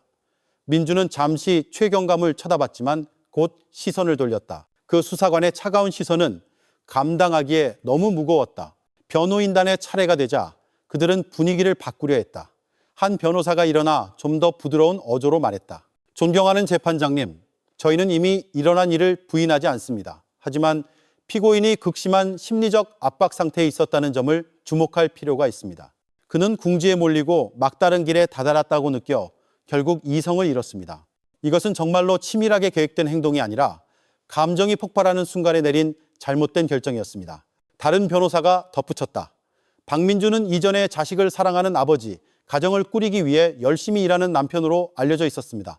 이웃들은 그를 친절한 사람으로 알고 있었습니다. 저희는 이러한 점들이 배경으로 고려되기를 간청합니다. 피고인은 분명히 잘못했지만 그 또한 한순간 미끄러진 인간입니다. 잠시 분위기가 바뀌었다. 방청석의 몇몇 사람들은 생각에 잠긴 듯 보였지만 분노한 얼굴들이 여전히 더 많았다. 검사가 즉시 다시 일어섰다. 그의 목소리는 크고 단호했다. 피고인은 사건 며칠 전에 수면제를 구입했습니다. 그는 피해자가 집을 나간 것처럼 보이는 시나리오를 준비했고 화학약품으로 현장을 청소했으며 심지어 정화조의 증거를 버리려고 시도했습니다. 이 모든 것은 순간적인 감정이 아니라 치밀한 계획을 명확하게 보여줍니다. 이것은 계산된 계획 살인입니다. 방청객들은 다시 웅성거렸다. 어떤 이는 고개를 저었고 어떤 이는 분노에 차 나무 책상을 두드렸다. 용서는 없다. 뒷줄에서 누군가 속삭였다. 이영희 여사가 증인석에 불려 나왔을 때 분위기는 더욱 감정적으로 변했다. 그 노부인은 검은 히잡을 쓰고 있었다. 얼굴은 지쳐 있었지만 단호했다. 그녀의 목소리는 떨렸지만 이렇게 말했다. 저는 제 딸 수연이를 압니다. 걔는 절대로 집을, 특히 자기 아이를 버리지 않았을 겁니다. 걔는 자신을 지켜줘야 할 사람에게 살해당했습니다. 제 딸을 위해 정의를 세워주시길 간청합니다. 그녀의 눈물이 떨어졌지만 몸은 여전히 꼿꼿했다. 법정의 몇몇 사람들도 함께 흐느꼈다. 한 배석 판사는 감동받은 표정을 숨기려 고개를 숙이는 모습이 보였다. 마침내 민준에게 발언 기회가 주어졌다. 그는 천천히 일어섰다. 얼굴은 창백했고 목소리는 쉬어 있었다. 존경하는 재판장님, 저는 더 이상 부인할 수 없습니다. 저는 큰 실수를 저질렀습니다. 저는 바보였고 욕정과 헛된 약속에 갇혀 있었습니다. 그런 식으로 문제를 해결할 수 있다고 생각했지만 오히려 모든 것을 파괴했습니다. 저는 제 가족을 더럽혔습니다. 어떤 처벌이 내려지든 받아들이겠습니다. 그의 자백 후 긴 침묵이 법정을 감쌌다. 재판장은 망치를 한번 두드렸다. 재판은 검사의 구형과 피고인 측의 변론을 듣기 위해 다음 주까지 휴정합니다. 민준이 끌려 나가자마자 기자들의 카메라 플래시가 쉴 새 없이 터졌다. 건물 밖의 대중은 함성을 질렀다. 일부는 욕을 했고 일부는 그저 차갑게 쳐다봤다. 사형시켜라, 누군가 외쳤다. 이영희 여사는 방청석에서 친척에게 꼭 껴안긴 채 흐느꼈다. 그날 춘천은 건설이나 기쁜 소식 때문이 아니라 대규모 재판으로 변한 한 가족의 비극 때문에 전국의 중심이 되었다. 모든 사람들은 이제 다음 재판에서 어떤 결정이 내려질지를 긴장하며 기다리고 있었다. 다음 주 춘천지방법원 앞은 다시 사람들로 가득 찼다. 해가 뜨기도 전부터 시민들은 정문 앞에 모여들었다. 여러 언론사의 기자들이 카메라와 마이크를 준비했고 경찰은 군중이 함부로 들어오지 못하도록 엄격하게 통제했다. 그날은 가장 기다려지면서도 가장 긴장되는 날이었다. 검사가 박민준에 대한 공식적인 구형을 낭독할 예정이었다. 주 법정은 10,000원이었다. 사람들이 빽빽이 앉을 때마다 나무 의자가 삐걱거렸다. 천장에 선풍기가 계속 돌았음에도 공기는 덥고 축축한 냄새가 났다. 앞줄은 피해자 가족들이 차지했다. 이영희 여사는 검은 히잡으로 얼굴을 가린 채 앉아 있었다. 그녀의 눈은 밤새 잠 못 이룬 듯 부어 있었다. 반대편에는 민준이 주황색 수의를 입고 앉아 있었다. 머리는 헝클어졌고 얼굴은 핏기 없이 창백했다. 몸은 말랐고 잠시 수갑이 풀린 손은 책상을 꽉 쥐고 있었다. 손가락은 미세하게 떨렸다. 판사가 망치를 3번 두드리며 재판을 시작했다. 피고인 박민준에 대한 형사재판을 속개합니다. 오늘의 안건은 검사의 구형 낭독입니다. 검사는 차분하게 일어서서 두꺼운 서류철을 들었다. 그의 목소리는 우렁차고 위엄이 넘쳤다. 존경하는 재판장님, 그리고 배석 판사님, 증인들의 증언을 듣고 증거들을 검토하며 피고인의 자백을 고려한 결과 저희는 피고인의 행위가 형법 제250조 제2항 살인죄의 모든 구성 요건을 충족한다고 판단합니다. 피고인은 사건 전에 수면제를 구입했고 피해자가 집을 나간 것처럼 보이는 시나리오를 준비했으며 화학약품으로 현장을 청소하고 정화조의 증거를 없애려 시도했습니다. 이 모든 것은 의도와 계획이 있었음을 보여줍니다. 그는 잠시 말을 멈추고 계속 고개를 숙이고 있는 민준을 똑바로 쳐다봤다. 피고인의 행위는 피해자인 자신의 아내의 생명을 앗아갔을 뿐만 아니라 피해자 가족에게 깊은 고통을 안겨주고 사회에 충격을 주었습니다. 이 행위는 인간의 가치에 반하며 용납될 수 없습니다. 법정의 분위기는 갑자기 조용해졌다. 모든 사람들이 다음 문장을 기다렸다. 따라서 검사가 단호한 목소리로 말을 이었다. 저희는 재판장님께서 피고인 박민준에게 사형을 선고해 주실 것을 구형합니다. 사형이라는 단어가 나오자마자 법정은 술렁였다. 나무 의자가 삐걱거렸다. 일부 사람들은 동의하며 환호했고 일부는 충격에 입을 막았다. 기자들의 카메라 플래시가 여러 각도에서 그 순간을 반복적으로 포착했다. 이영희 여사는 고개를 숙였다. 눈물이 하염없이 흘렀다. 한 친척이 즉시 그녀를 껴안았다. 그녀의 얼굴에는 복잡한 감정이 뒤섞여 있었다. 정의가 가까워지는 듯한 안도감과 동시에 한 인간의 삶이 끝나게 될 것이라는 고통. 민주는 천천히 고개를 들었다. 눈은 붉었고 숨은 짧고 거칠었다. 그는 멍하니 앞을 쳐다봤다. 마치 자신의 삶의 끝이 눈앞에 있다는 것을 이제야 깨달은 것 같았다. 분위기가 다시 진정된 후 변호인단에게 발언 기회가 주어졌다. 한 변호사가 일어나 이미 명확하게 기울어진 흐름을 막으려 애썼다. 존경하는 재판장님, 저희는 피고인의 행위의 중대성을 부인하지 않습니다. 하지만 저희는 재판장님께서 인간적인 측면을 고려해 주시기를 간청합니다. 첫째, 피고인은 재판 앞에서 거짓말을 시도하지 않고 자신의 행위를 정직하게 인정했습니다. 둘째, 그는 자신의 행위를 후회하고 있으며 그 후회는 그의 태도에서 진실되게 보입니다. 셋째, 그에게는 이제 부모를 모두 잃은 어린 아들이 있습니다. 사형을 선고하는 것은 그 아이가 언젠가 아버지로부터 직접 사과의 말을 들을 모든 기회를 닫아버리는 것입니다. 다른 변호사가 떨리는 목소리로 덧붙였다. 박민준은 평범한 가정 출신입니다. 그는 이전에 이웃들에게 친절하고 열심히 일하며 법을 어긴 적이 없는 사람으로 알려져 있었습니다. 저희는 피고인이 철창 뒤에서 남은 시간 동안 자신의 잘못을 속죄할 수 있도록 무기징역을 대안으로 간청합니다. 그의 삶을 바로 끝내는 것이 아니라요. 잠시 법정은 조용했지만 곧 방청객들의 속삭임이 들렸다. 어떤 이는 믿을 수 없다는 듯 고개를 저었고 어떤 이는 분노에 차 속삭였다. 말도 안 돼. 죽어야 해. 뒷좌석에서 누군가 외쳐 판사가 진정시키기 위해 망치를 두드려야 했다. 이영희 여사는 자신의 발언 순서가 아니었음에도 마침내 일어섰다. 그녀의 목소리는 나지막했지만 단호했다. 존경하는 재판장님, 저는 딸을 잃은 어머니입니다. 저는 그의 행위를 용서할 수 없습니다. 하지만 저는 모든 결정을 법에 맡기겠습니다. 저는 단지 제 딸을 위한 정의를 원할 뿐입니다. 그 말에 많은 사람들이 고개를 숙이고 침묵에 잠겼다. 마침내 민준 자신이 구형에 대해 답변할 기회를 얻었다. 그는 천천히 일어섰다. 몸이 휘청거렸다. 목소리는 쉬어 있었다. 존경하는 재판장님, 저는 제 자신을 변호할 이유가 없습니다. 제 삶은 이미 끝났다는 것을 압니다. 만약 그 형벌이 내려진다면 받아들이겠습니다. 저는 단 한 가지만 간청합니다. 제 아이가 살인자의 아들이라는 낙인을 찍고 자라게 하지 말아주세요. 그가 제가 저지른 죄를 물려받지 않도록 사랑으로 자라게 해주세요. 그 말에 법정은 다시 조용해졌다. 몇몇 사람들은 분노와 동정이 섞인 눈으로 그를 쳐다봤고 일부는 반응하기를 꺼리며 고개를 숙였다. 판사가 망치를 두드렸다. 재판은 피고인의 최종 변론과 판결 선고를 듣기 위해 다음 주까지 휴정합니다. 민주는 휘청거리는 걸음으로 끌려나갔다. 기자들의 카메라가 다시 그의 창백한 얼굴을 비추는 플래시를 터뜨렸다. 밖에서는 대중이 모여 있었다. 일부는 수연이를 위한 정의라고 쓰인 포스터를 들고 있었고 일부는 함께 기도를 올렸다. 분노의 함성과 흐느낌이 섞여 그날 춘천의 분위기를 더욱 무겁게 만들었다. 그날 밤 사형 구형에 대한 뉴스가 텔레비전 화면과 소셜미디어를 가득 채웠다. 검찰, 박민준의 사형 구형이라는 큰 제목들이 걸렸다. 평범한 가정의 거실에서부터 현대적인 카페에 이르기까지 모든 사람들이 같은 주제에 대해 이야기했다. 한때 존경받았던 한 남자의 운명이 이제 모든 것을 결정할 최종 판결을 기다리고 있었다. 재판이 다시 열렸다. 아침부터 춘천지방법원 앞은 붐볐다. 기자들은 카메라를 준비하고 기다렸고 시민들은 판결 전 마지막 재판이라고 불리는 것을 기다리며 울타리 밖에서 모여 있었다. 그날 박민준은 최종 변론을 할 예정이었다.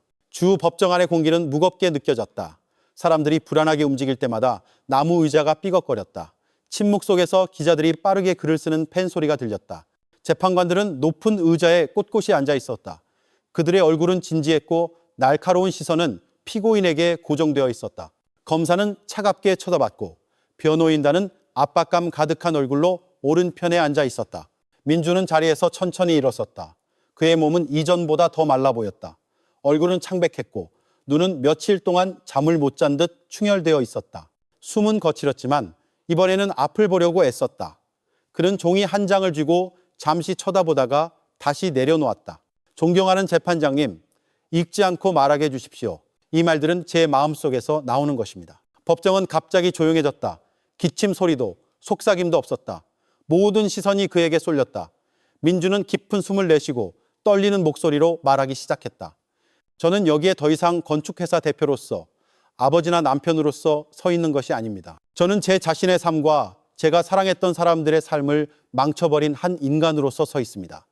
저는 변명을 찾으려는 것이 아닙니다.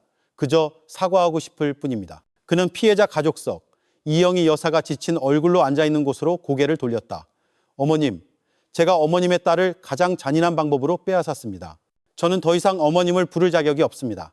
하지만 제발 들어주십시오. 제 후회는 진심입니다. 매일 밤 수연이의 얼굴을 보고 그녀의 목소리를 듣습니다. 그것이 제 마음을 찌릅니다. 사과가 그녀를 되돌릴 수 없다는 것을 압니다. 하지만 제가 제 삶의 끝까지 후회할 것이라는 것을 말하게 해주십시오. 민준의 목소리는 쉬었고 숨이 가빴다. 그는 깊이 고개를 숙이며 말을 이었다. 춘천 시민 여러분께 제가 이 도시의 이름을 더럽힌 것에 대해 사과드립니다. 저는 한때 열심히 일하는 사람으로 여겨졌지만 모든 신뢰를 배신했습니다.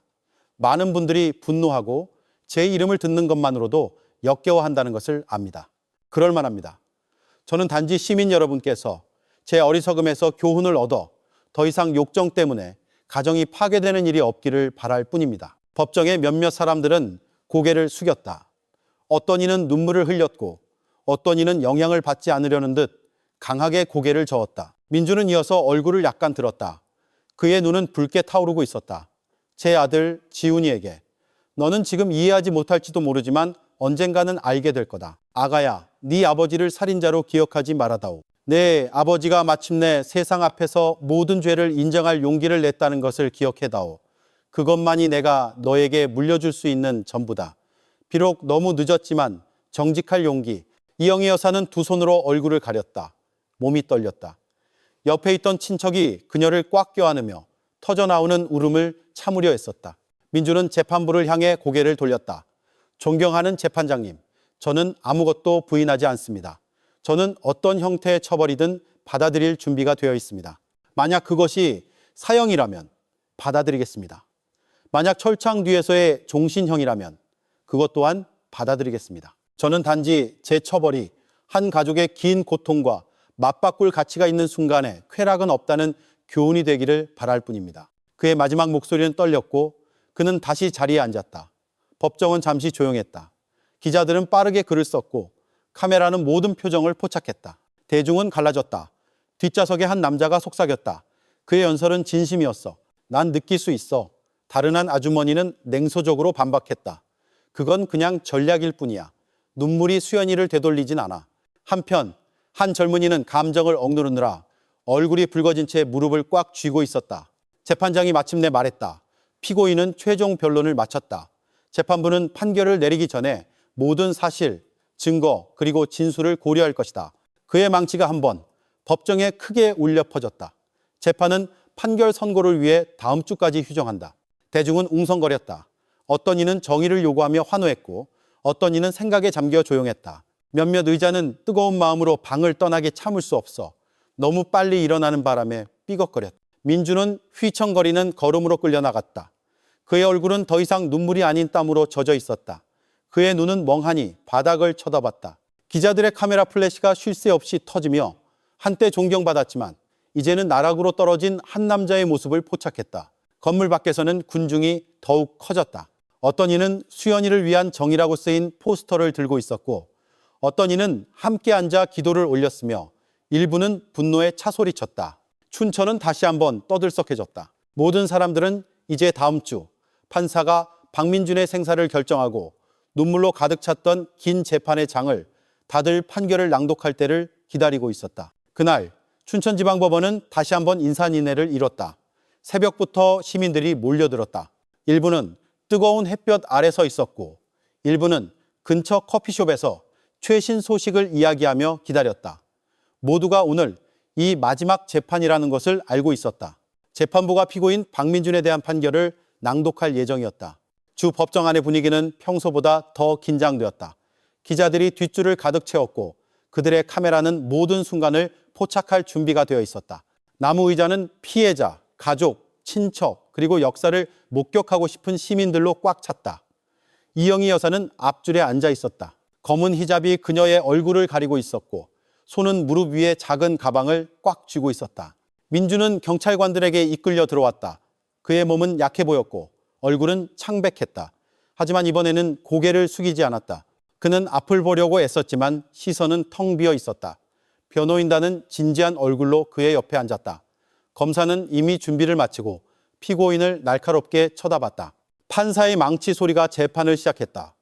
피고인 박민준에 대한 형사재판, 판결 선고를 시작하겠습니다. 판사의 목소리가 울려 퍼지자 법정은 즉시 조용해졌다. 재판장은 앞에 놓인 두꺼운 서류철을 열고 판결 요지를 낭독하기 시작했다. 그의 목소리는 차분했지만 모든 단어가 무겁게 느껴졌다. 재판부는 모든 재판 사실, 증인들의 증언, 물적 증거, 그리고 피고인의 변론을 고려하였습니다. 피고인은 아내 김수연에 대한 계획 살인 범죄를 저질렀음이 법적으로 그리고 설득력 있게 증명되었습니다. 그는 말을 이었다. 재판부는 피고인의 행위가 완전한 의식하에 이루어졌다고 판단합니다. 피고인은 사전에 수면제를 구입했고 자신의 행위를 은폐하기 위한 시나리오를 준비했으며 물적 증거를 없애려 시도했습니다. 이 모든 것은 치밀한 의도가 있었음을 보여줍니다. 법정의 몇몇 사람들이 웅성거리기 시작했다. 피해자 가족석에서 흐느끼는 소리가 들렸다. 이영희 여사는 고개를 숙였다. 눈물이 흘렀고 옆에 있던 친척이 그녀의 손을 꽉 잡았다. 판사는 이어서 다른 고려사항을 낭독했다. 재판부는 또한 피고인이 자신의 행위를 후회하고 재판에서 인정했다는 변론을 주목합니다. 하지만 후회가 그의 행위의 결과를 지울 수는 없습니다. 피고인은 한 아내, 한 어머니의 생명을 앗아갔고 한 아이의 미래를 망쳤습니다. 따라서 그 후회는 형벌의 무게를 줄이기에 충분하지 않습니다. 분위기는 더욱 긴장되었다. 기자들은 빠르게 기록했고 카메라는 창백한 민준의 얼굴을 비췄다. 그의 입술은 마치 조용히 기도하는 것처럼 움직였다. 판사는 깊은 숨을 내쉬고 모든 사람이 기다리던 문장을 말했다. 이에 재판부는 피고인 박민준에게 사형을 선고한다. 법정은 마치 폭발하는 듯했다. 일부 사람들은 안도하며 환호했고 일부는 울었으며 일부는 굳은 채로 침묵했다. 이영희 여사는 크게 흐느꼈다. 몸이 떨렸다. 뒷줄의 몇몇 사람들은 반사적으로 박수를 쳤지만 질서를 유지하기 위해 즉시 경찰관들에게 제지당했다. 민주는 잠시 눈을 감았다가 다시 떴다. 얼굴은 여전히 창백했지만 이번에는 눈물이 없었다. 단지 체념의 표시인지 아니면 긴 기다림이 끝났다는 안도감인지 모를 희미한 미소만 있었다. 판사는 단호한 목소리로 재판을 마쳤다. 이상으로 이 판결은 공개재판에서 낭독되었음을 선언합니다. 재판을 마칩니다. 망치가 3번 두드려지며 긴 재판의 여정을 마쳤다. 경찰관들이 즉시 민준을 끌고 나갔다. 기자들의 카메라 플래시가 그의 얼굴을 비췄다. 건물 밖의 대중은 함성으로 기다리고 있었다. 어떤 이는 정의는 실현되었다 고 외쳤고 어떤 이는 수연의 얼굴이 담긴 포스터를 들었으며 일부는 감동에 젖어 울었다. 반대편에서 변호인단은 그저 고개를 숙일 수밖에 없었다. 그들은 처음부터 이 사건에 거의 허점이 없다는 것을 알고 있었다. 검사는 정의가 실현되었다고 느끼며 단호한 얼굴로 서류철을 닫았다. 이영희 여사는 여전히 자리에 앉아 있었다. 얼굴은 눈물로 젖어 있었다. 한 친척이 속삭였다. 어머님, 판결이 나왔어요. 수연이가 마침내 정의를 얻었어요. 하지만 그 어머니는 그저 멍하니 앞을 쳐다볼 뿐이었다. 그녀의 마음은 여전히 대체할 수 없는 상실감으로 가득 차 있었다. 밖에서 춘천 시민들은 판결에 대해 활발하게 이야기했다. 어떤 이는 안도감을 느꼈고 어떤 이는 이것이 가정을 범죄로 파괴하려는 누구에게나 강력한 경고가 될 것이라고 말했다. 이게 교훈이야. 욕정 때문에 눈멀지 말아야 해. 한 아버지가 커피숍에서 말했다. 법이 정의를 줄 수는 있지만 피해자 가족의 상처는 결코 아물지 않을 거야. 다른 이가 맞장 붙였다. 그날 오후 춘천의 하늘은 흐렸다. 가느다란 비가 내려 긴 드라마를 목격한 법원 마당을 적셨다. 판결은 내려졌지만 그 재판의 여운은 참석한 모든 사람의 마음에 여전히 남아 있었다. 민주는 엄격한 경호 속에 구치소로 다시 이송되었다. 복도를 걷는 내내 그의 발걸음은 무겁게 들렸지만 그는 더 이상 고개를 숙이지 않았다. 그는 이것이 끝이라는 것을 받아들인 듯 체념한 얼굴로 걸었다. 그날은 눈물, 분노, 그리고 기도로 가득 찼던 긴 재판의 여정이 끝났음을 의미했다. 하지만 피해자 가족에게 상처는 여전히 남아있을 것이었다. 비록 판결이 낭독되었을지라도 판결이 내려지고 긴 재판은 끝났지만 피해자 가족, 특히 이영희 여사와 그녀의 어린 손주에게 여정은 이제 막 시작되었다. 지훈이는 아버지와 어머니 없이 연로한 할머니의 사랑에만 의지하며 자라게 될 것이다. 상실의 상처는 결코 완전히 아물지 않겠지만 삶은 계속되어야 한다. 박민준 사건은 우리 모두에게 강력한 경고가 되었다. 행복해 보이는 가정이 이기심과 욕망이 지배하도록 내버려둘 때 순식간에 무너질 수 있다는 것을, 재산, 지위, 그리고 세상의 유혹은 결코 가정의 화목과 비교할 수 없다. 한번 신뢰가 배신당하면 그 결과는 많은 생명을 파괴할 수 있다. 이 비극을 통해 우리는 후회는 항상 늦게 찾아온다는 것을 배운다. 순간의 쾌락을 위해 사랑과 충실함이 희생되어서는 안 된다. 가족은 파괴되어야 할 대상이 아니라 지켜져야 할 가장 큰 축복이다. 청취자 여러분, 여러분은 이 형벌이 공정하다고 생각하십니까? 댓글로 의견을 남겨주시고 좋아요와 구독으로 이 채널을 응원해주세요. 그래야 우리가 삶의 교훈으로 가득 찬 실화를 계속 나눌 수 있습니다.